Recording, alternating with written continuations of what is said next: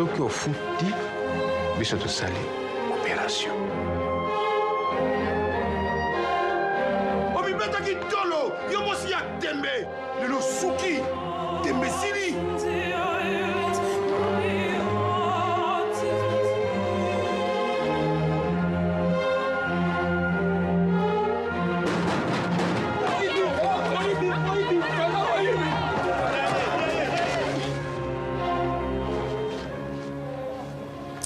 Bonjour Pascal. Bonjour Xavier. Alors ce film, on l'a dit, c'est Félicité, réalisé par Alain Gomis. Il a gagné l'étalon d'or du FESPACO. C'est quoi l'histoire du film? Alors en gros, c'est une chanteuse à Kinshasa qui se bat pour que son fils soit correctement soigné après un accident de moto.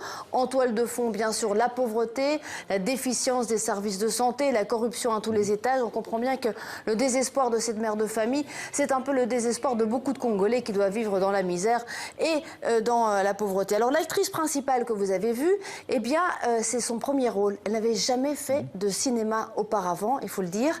Le film a déjà été remarqué à Berlin. Il a reçu le grand prix du jury. C'est le grand retour du cinéma sénégalais. On va juste dire son nom. Elle s'appelle Véronique Beya. Oui, c'est ça. Couteau. Oui, voilà.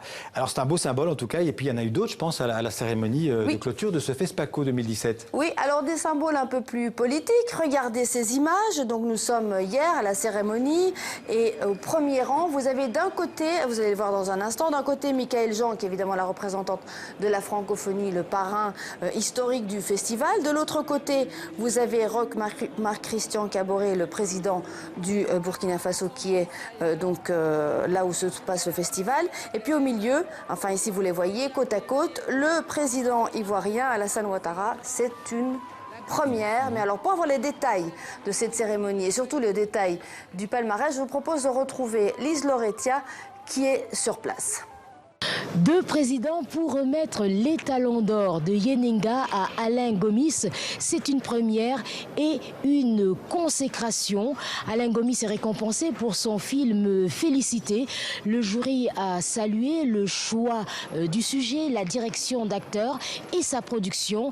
Alain Gomis devient le seul et le premier cinéaste sénégalais à remporter 2 fois cette récompense. Il était tout ému.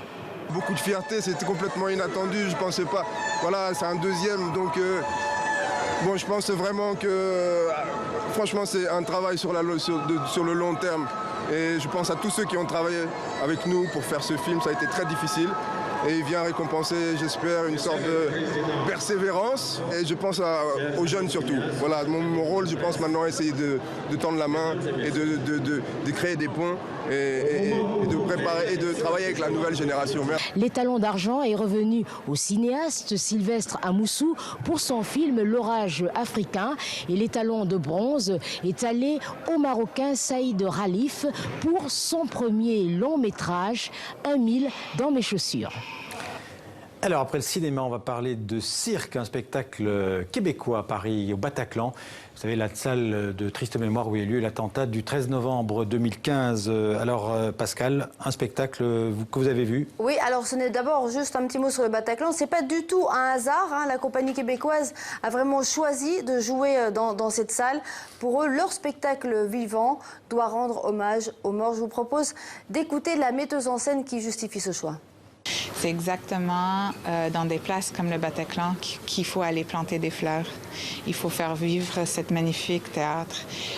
Il faut inviter le monde à venir ici vivre quelque chose de joyeux et de passer par-dessus des moments plus difficiles et sombres. Il faut rentrer et continuer. Alors ça fait 15 ans que cette compagnie, donc les 7 doigts, 7 metteurs en scène québécois, créent des œuvres aux confins du cirque, du théâtre, de la danse. Et ils ont, pour préparer ce spectacle-ci, demandé aux jeunes artistes que vous voyez ici sur scène de revisiter leur propre passé, d'interroger leur grand-père, leur grand-mère sur leur vie. Cela donne le résultat, un très joli spectacle sur le temps qui passe, la mémoire et tous ceux qui sont à jamais avec nous. Regardez.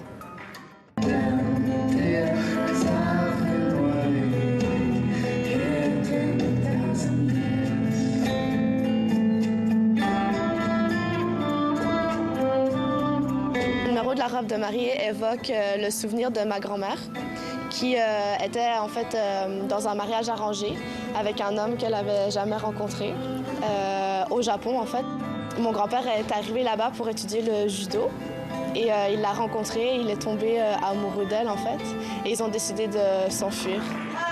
Je pense que pour elle, ça a été vraiment difficile de s'adapter à une nouvelle culture en Suisse.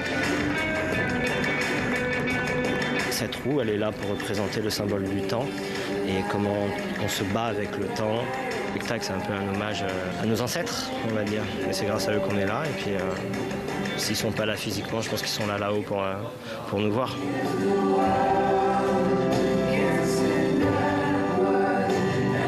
J'étais en train de mettre des draps sur un corde à linge. Puis tout à coup, j'ai senti dans mes mains ma mère qui mettait les draps sur le corde à linge, ma grand-mère qui mettait les draps sur le corde à linge, mon arrière-grand-mère.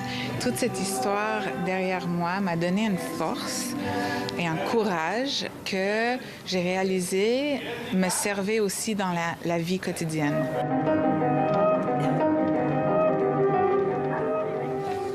Voilà, merci Pascal, à bientôt.